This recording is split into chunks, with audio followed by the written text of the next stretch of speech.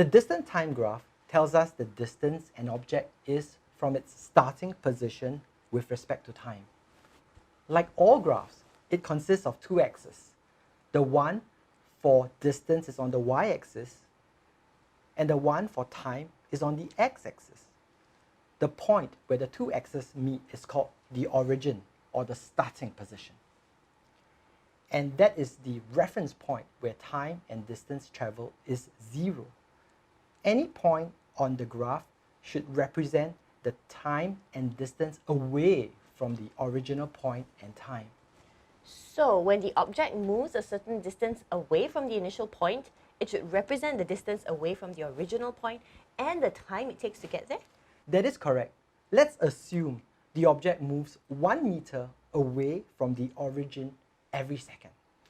The line should be straight and has an upward slope. As it moves 1 second, it moves 1 meter. At 2 seconds, it moves 2 meters, and so on and so forth. Well, what if the object stops moving? Well, in that case, the distance from the origin should remain constant, but time still flows. Let's assume the same object stops moving at 3 seconds. At the 3rd second, the object has moved 3 meters.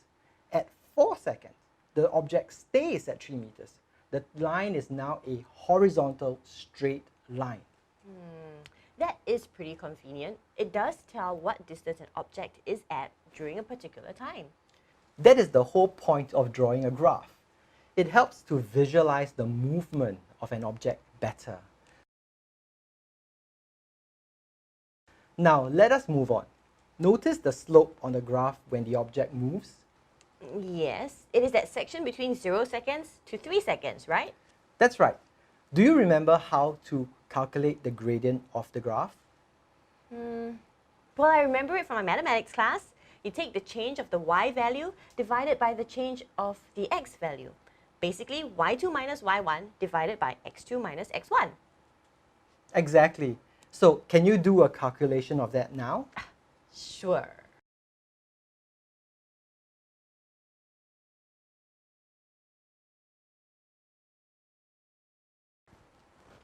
So the gradient is 1.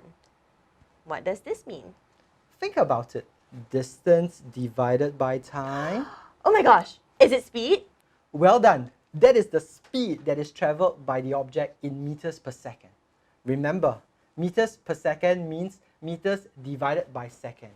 In this case, the object traveled 1 meters per second. Or in other words, in every second, the object traveled 1 meter.